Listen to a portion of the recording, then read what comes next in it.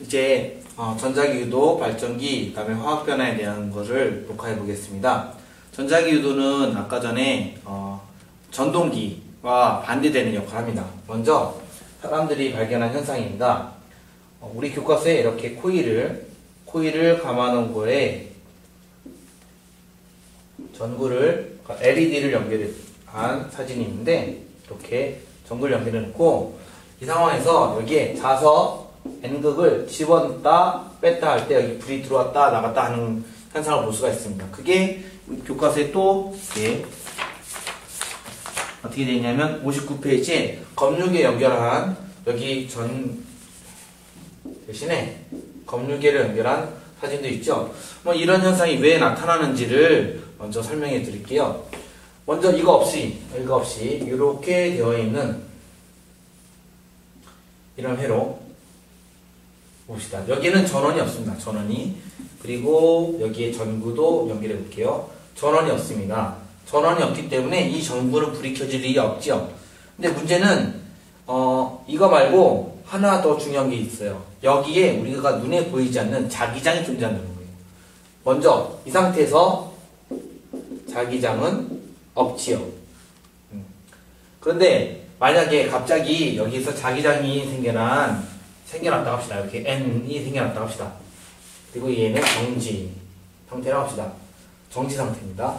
그러면 정지 상태라면 이 안에 자기장은 이렇게 진행할 거예요. 파란색으로 그려볼게요. 이 안에 자기장은 이렇게 하나만 진행할 거예요. 자기장이 약하게.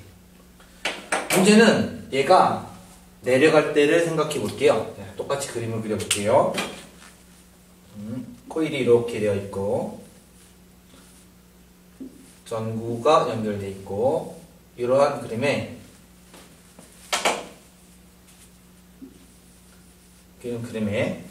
자석이 내려올 겁니다. 이렇게 N극이 내려올 겁니다. 이동을 생각해 볼게요. 이동을 생각하면 자기장은 아까 전에 제가 파란색으로 하나만 그렸는데 이때는 자기장이 하나, 둘, 세 개에서 어떤 현상이 생기냐? 자기장 증가 현상이 생겨요.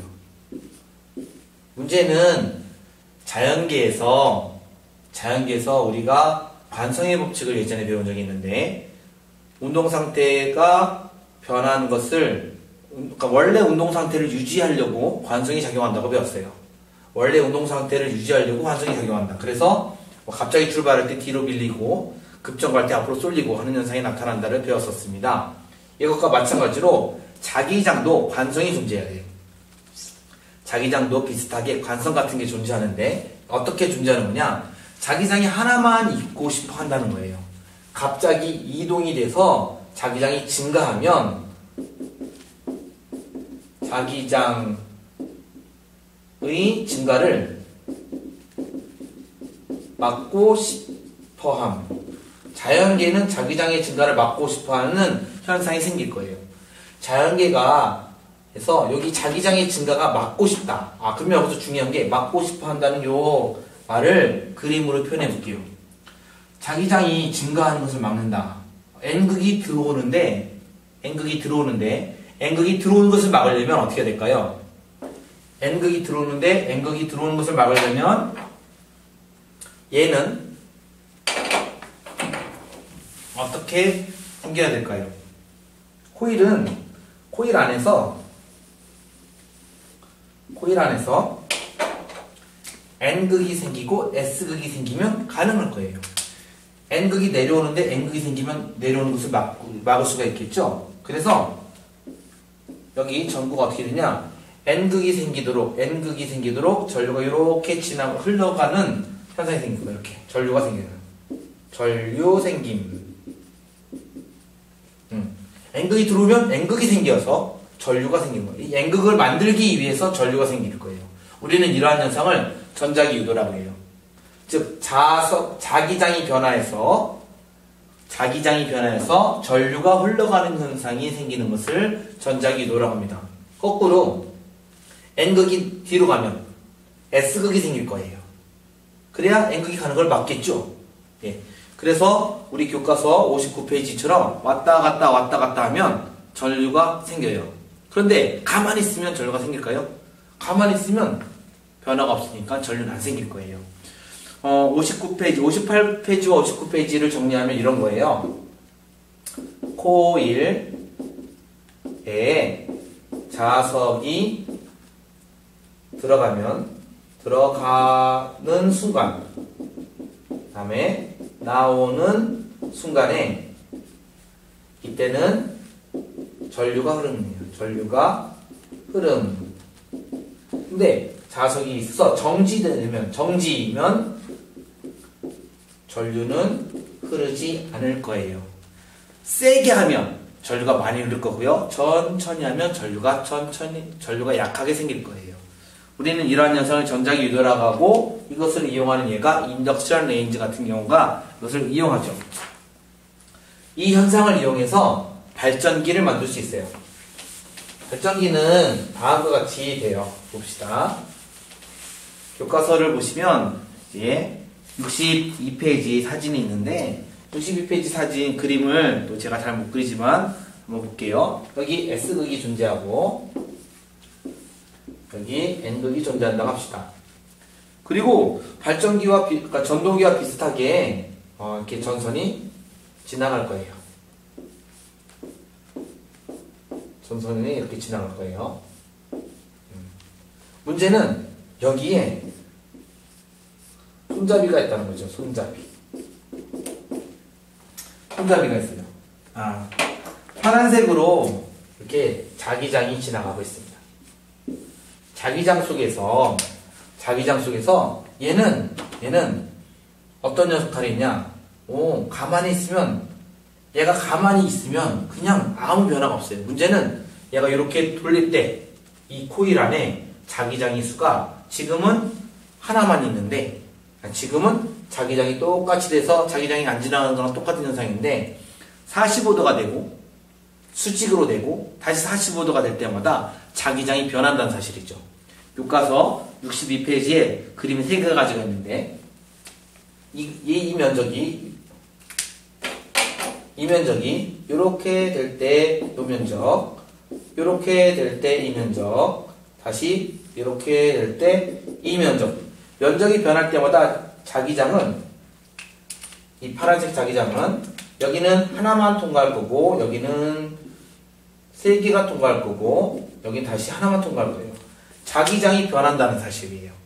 자기장이 변하니까 이 안에서 전류가 흘러야 돼요. 왜냐? 자기장이 변하는 게 싫으니까. 그래서 자기장이 변하는 것을 막는 전류를 여기서 만들어낼 거예요.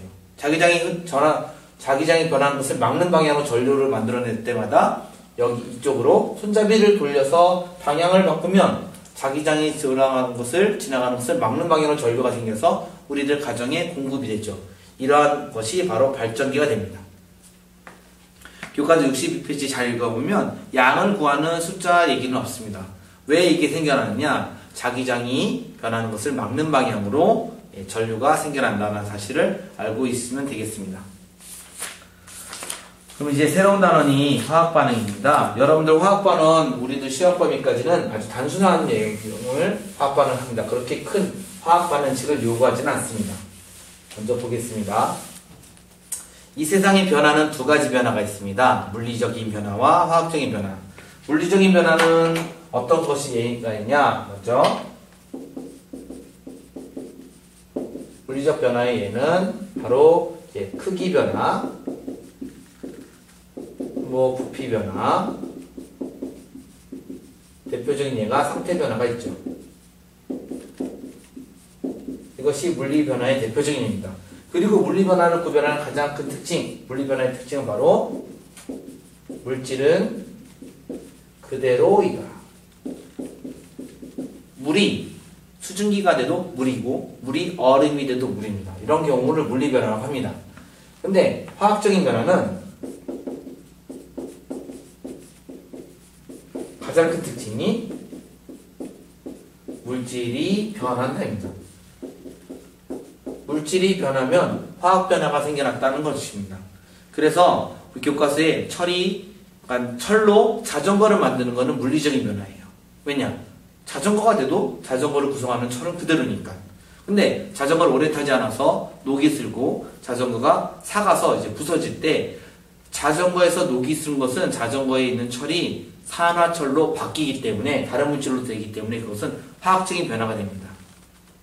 교과서 79페이지에 보면 서리가 생기는 그림이 있는데 서리는 수증기가 얼음인 고체로 변하는 거죠. 얼음으로. 그러면 상태 변화죠. 그러니까 물리적인 변화입니다. 또 암석이 깨지는 게 있어요. 그래도 암석은 암석입니다. 이런 것은 물리적인 변화인데 화학적인 변화는 얘가 있습니다. 색깔이 변하는 거, 토마토의 색깔이 변하는 거, 낙엽이 썩는 거. 그럼 대표적으로 여러분들이 화학 변화를 딱 알 수 있는 게 바로 80페이지에 있는 그림들이에요. 12가지 예가 있는데 1번, 2번, 3번은 물리변화고 나머지 9개가 화학변화입니다.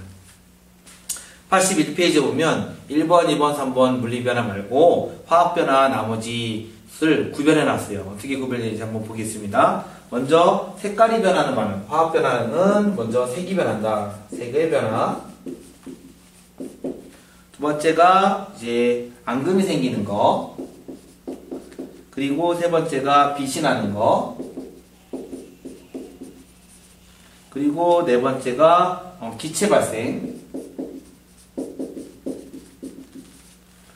그 다음에 냄새가 나고 열이 나는 거. 냄새 변화. 열이 나는 거. 또 이제 우리 교과서에 두 칸이 비어져 있는데 대표적인 게 뭐냐면 맛이 변하는 거. 그 다음에 단단하게 변화. 즉 물질이 바뀌어선 색이 변화한다든지 앙금이 생성된다든지 빛이 발생한다든지 기체가 발생하는 거. 우리들 주변에서 이런 예를 찾아보면 될 것이고 교과서에서는 9가지 예가 나와 있습니다. 물리변화와 화학변화가 어떻게 되는 거냐? 우리가 거시적으로 알아보는 거예요. 크게. 이런 결은 물리변화구나. 그럼 크기와 부피가 변할 때 이것을 동반하면 물리변화가 아니라 화학변화가 되겠지요. 그러면 물리변화와 화학변화를 어떻게 좀 더 자세히 알 수가 있냐? 먼저 이렇게 알 수가 있습니다. 물리변화는요. 화학변화는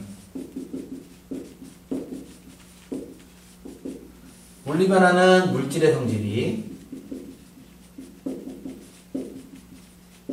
그대로 존재합니다. 얘는 물질이 변화합니다. 그래서 물질의 성질이 그대로 존재하고 물질이 변화한다. 이것을 어떻게 할 수가 있냐? 얘는 분자는 그대로 분자의 배열만 변합니다. 얘는 원자는 그대로 원자의 배열이 변화하는데 우리가 보는 원자의 배열이 변화가 바로 분자의 변화를 말합니다. 그림으로 설명이 되어 있는 것이 83페이지 그림이에요. 83페이지에 보면 드라이아이스 그림이 밑에 오른쪽에 있습니다. 드라이아이스 그림을 봤더니 드라이아이스를 이루고 있는 이산화탄소가 이산화탄소는 고체 안에서 이렇게 일정하게 배열이 이렇게 되어 있는데 얘가 승화가 되면 이산화탄소 날아가고 이렇게 배열, 이 덩어리는 그대로 있고 얘의 배열이 변하는 것이 물리변화입니다. 하지만 메테인이 타는 과정이 있는데 메테인은 이러한 물질이 산소와 반응이 돼서 두 가지가 반응이 돼서 이산화탄소 더하기 물 이렇게 만들어집니다. 결정적으로 배열 자체 하나 요 배열 자체가 바뀌었죠. 그래서 우리는 이것을 화학변화라고 합니다.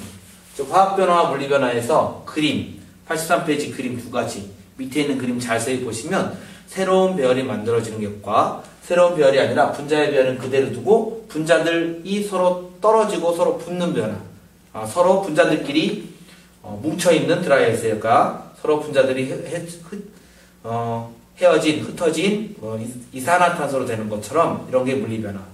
메테인처럼 모든 원자가 다 분해가 돼서 새로운 재조합이 되는 것이 바로 화학변화가 되겠습니다. 그러면 화학변화가 이렇게 원자들이 새로운 분자로 만들어지는 것이라고 했으면 이러한 분자들이 새롭게 배열되는 것, 원자가 새롭게 배열되는 것에 따라서 네 가지로 나눌 수가 있는데 화합반응, 분해반응, 치환반응, 복분해 반응이 있습니다. 먼저 화합반응부터 알아보도록 할게요. 화합의 대표적인 예는 첫 번째 물질과 두 번째 물질이 결합해서 두 가지가 결합이 됐는데 문제는 얘와 얘는 얘의 성질이 아니라는 거예요. 다른 물질이라는 거예요. 일반적인 것은 이런 경우를 화합이라고 하는데 대표적인 예가 물이 되겠죠. 수소와 산소가 결합해서 물이 만들어지는 경우, 이런 경우죠. EH2 더하기 O2는 EH2O가 만들어지는 반응이 대표적으로 화합이 되는 경우예요.